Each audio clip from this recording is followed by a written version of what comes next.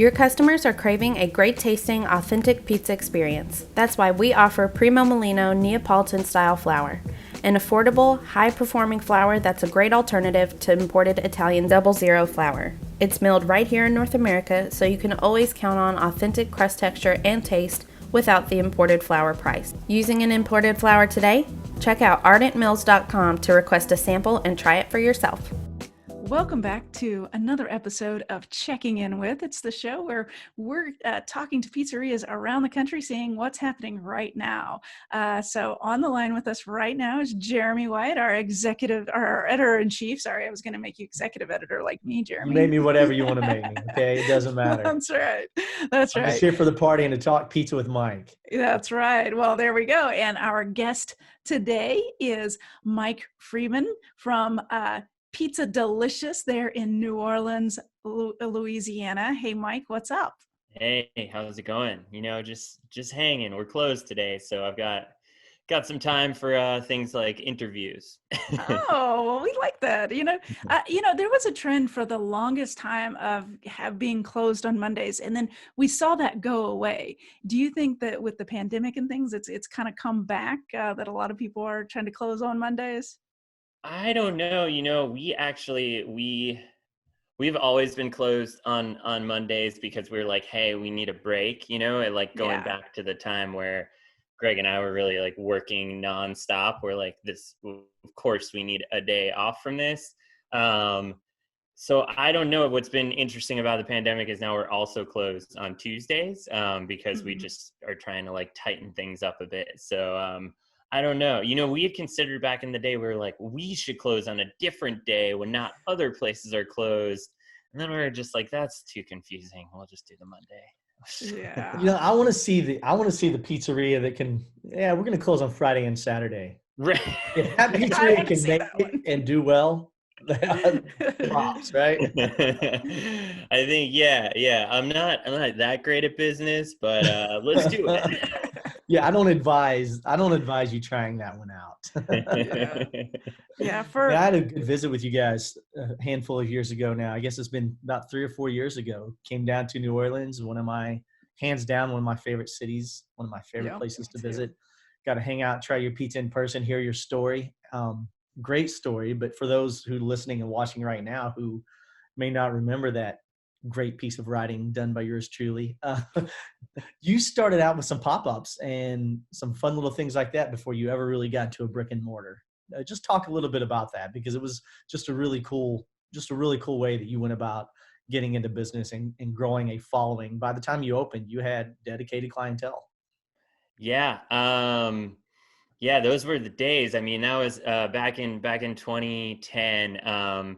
Basically Greg and I we met in college down here at Tulane, and both from New York. I'm from Long Island. He's from Queens. And, we got to know each other, became roommates, and really were just spent a bunch of time complaining about how there was no good New York style pizza in New Orleans. And so we got this idea. We're like, we should make it. And, we didn't know how to do that, but we're like, it can't be that hard. And, we did a lot of experimenting and testing, and we started a pop-up back in 2010 in this alleyway, a few blocks from where our location is now, actually. And it started out as one night only, Sunday nights. And it really within a couple months just kind of like exploded, and we had to learn how to get good at making pizza quickly, and eventually added a second night and had that going for about 2.5 years before we opened our brick and mortar in 2012. And it was an incredible response. The community was amazing. People in New Orleans, everyone loves food, but people in New Orleans really love food, and they also really love food, I feel like, with a story, and so even though we're not native New Orleanians, it was like two New York guys making the food that they love. I think people really latched onto that, and a lot of them are still our customers today. So it's been a great journey. Now I'm getting old. Yeah. Well, you know what I loved about that story was you were using a community kitchen. And That I feel like right now is starting to explode, where restaurants are realizing that they could start up and create a concept and get out there in the movement of community kitchens. And there you were, 10 years before the movement happens, you're right there using community kitchens. So that's pretty cool. Yeah, it was cool. I mean, it was definitely, I feel like I feel like those things are, well, who knows? It seems like they're a lot more organized and stuff. This felt like more the Wild West of like community kitchens, it's Yeah. like it was a guy who we learned about through a person we knew, and it was just like all very informal. It was like an old bakery space, and that was kind of right next to the house that this guy owned. And so the equipment that was in was kind of like, that area didn't really flood, but, was like from a closed down bakery before Katrina, so like we were using, we had this mixer, we had some basic equipment, and yeah, it's pretty sweet. And what's actually been a cool part of the story too is that a couple of the people we worked with in there no one was selling directly out of there. That was just us. But, they were doing markets and things like that, and now are really still doing great things. There's great bakery, Bellegarde Bakery, and they have a brick and mortar now, and it's like the best bread in town. And so, a few of the people we were working side by side with there are now, still doing great stuff around the city. Mike, if I remember correctly from visiting your location, weren't you just barely off, just slightly away from where the flooding was? I mean, you were just barely missed it, didn't you? Yeah, I mean, the flooding is like it's interesting. It's in often cases, the closer you are to the river, actually the higher up you are, and so that where we are is actually pretty close to the Mississippi. So that area really didn't get much standing water. But yeah, I mean, not far from there. Like, yeah, Yeah. drive a few minutes, and we're kind of in the upper ninth ward, and you probably, if you remember, the The lower lower ninth ninth, ward yeah. was kind of one of those Yeah. big areas. So yeah, I mean, just a few minutes down the road to the east, and it was total disaster. Yeah, for sure. Yeah, I guess so. Pizza Delicious was not in business yet at the time, but Not I yet, just remember no. how catastrophic it was, and I have friends in the pizza industry in New Orleans, and I can remember seeing pictures from inside their restaurants, and it was just completely devastating. So it's very much a good thing that you did not have to go through that as a restaurant owner. For sure, for sure. Yeah, we were like, hey, let's skip that one, but we'll do the pandemic. We'll wait for Yeah, the exactly. coronavirus. Well, and you're in the Bywater Yeah. district, which is a very cool, artsy kind of, community, neighborhoody, but very artsy kind of area. How have you guys responded in the pandemic? I know I saw some news articles about you, deliberately coming back small and doing things. How, because you got such a cult following. What was that like when you finally did reopen in May? It's wild because it's been long enough, and we're all ready to move on from this, but it also seems like such a long time ago because there's just Yeah. been so many changes. I mean, for us, it was really about, we took really like a staff first approach, I would say. We were like, what can we operated, I would say, for like 2 weeks before we ended up closing for 6 weeks and kind of taking a break. And that was kind of the 2 weeks after they kind of put a stay-at-home order in place, and it was wild. I mean, we just had there was such little Yeah. information at the time, and it was just scary. But we were like, we should kind of keep doing this, but we also told our staff, like, hey, you don't have to explain anything. If you feel uncomfortable coming in here, like, just tell us, and like, Yeah. that's it. And we're gonna kind of keep running this until enough people are like, let's stop. And it took about 2 weeks to get there, and yeah, I mean, when we came back, we were just scared, we just wanted to be as safe as possible, and we wanted to be as considerate as possible for our customers, but also we wanted to open up smaller,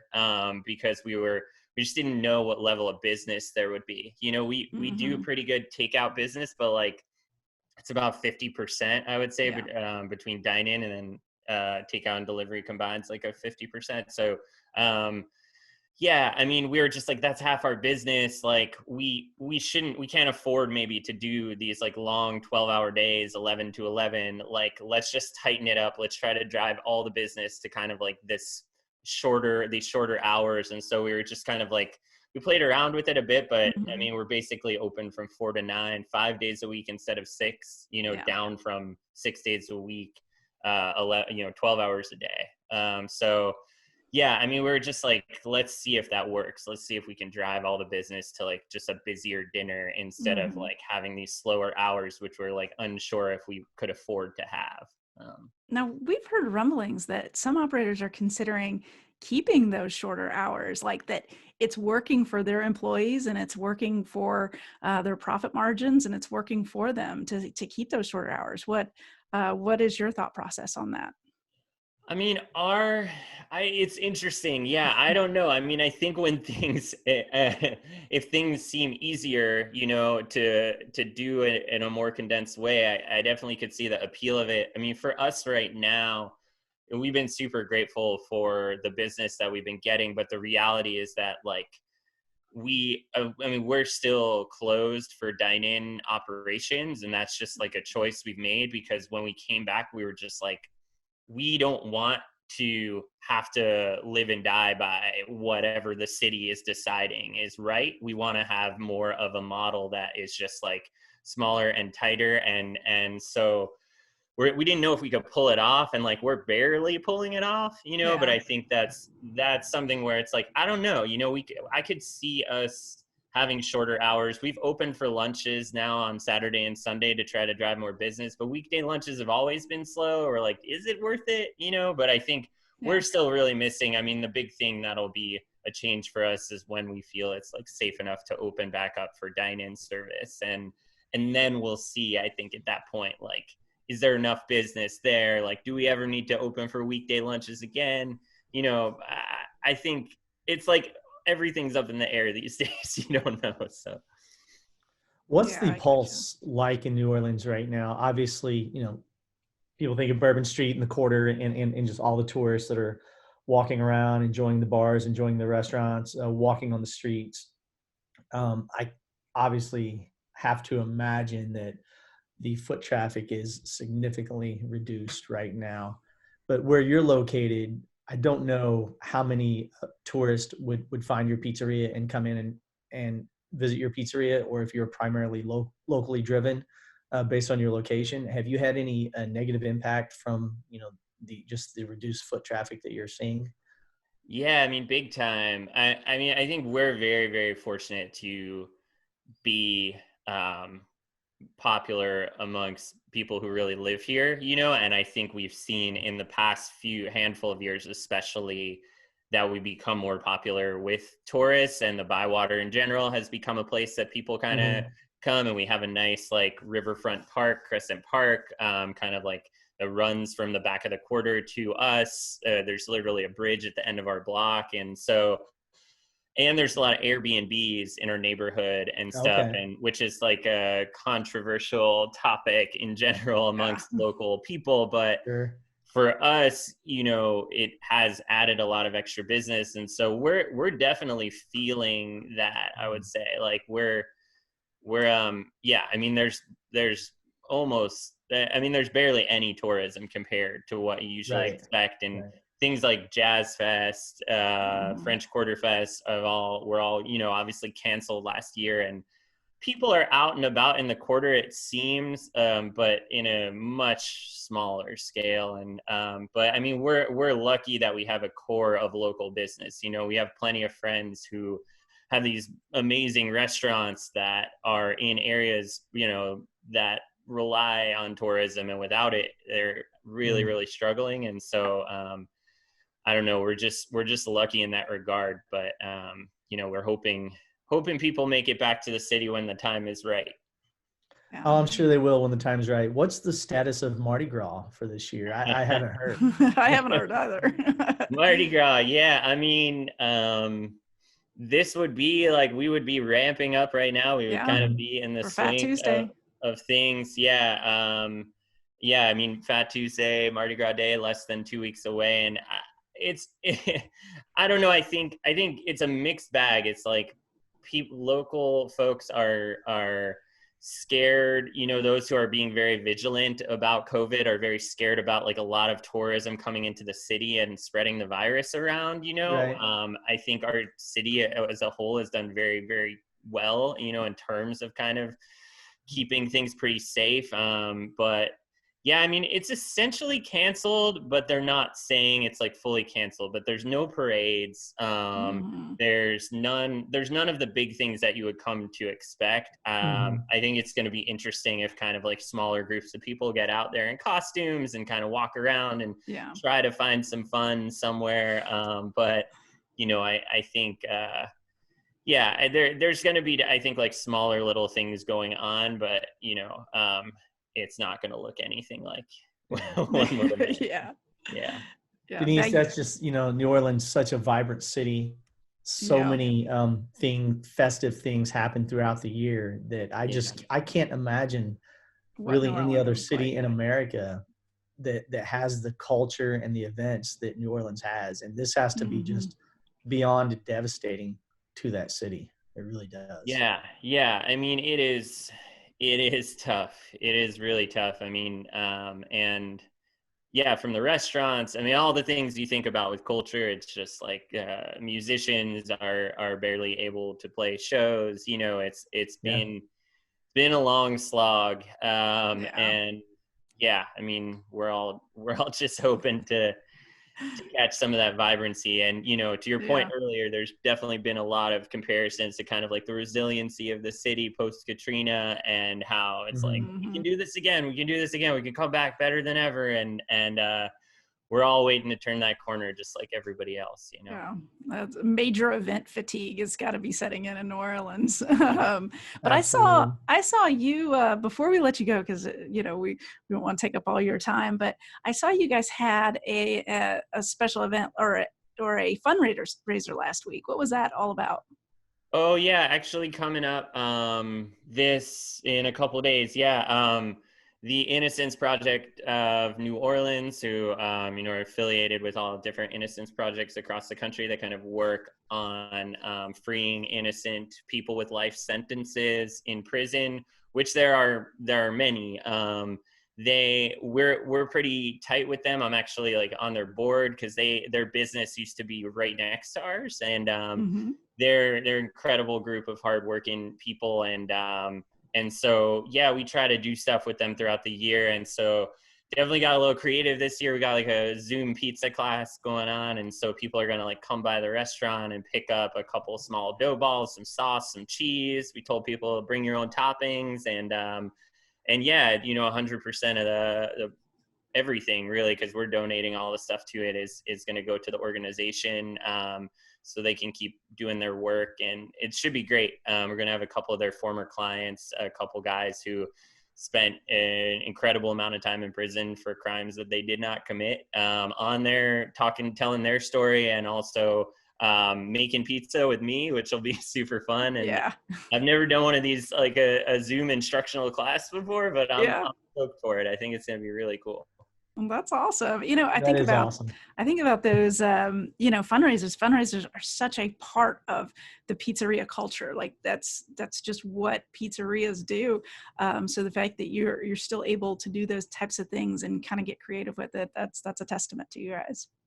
Yeah. I mean, I think it's a rough time for everybody, and I think we're still trying to do what we can, to support the community that always supports us. And I think, it might not be as big as it used to be as far as what we can do, give, and donate, but like, I think we have to do it at the scale that it works, and because we all need to make it to the other side of this. So.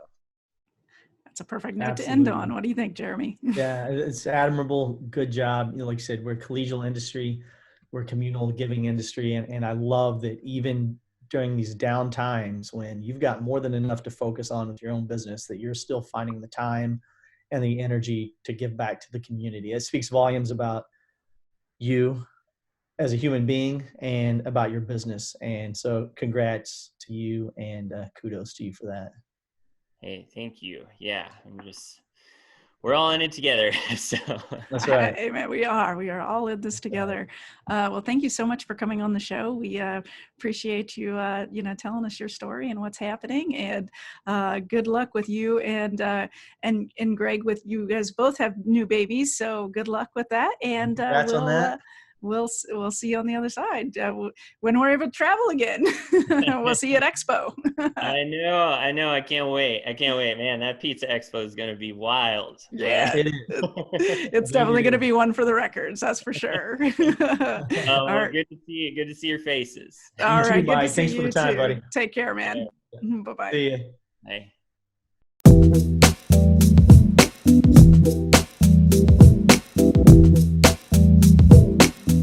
Bye.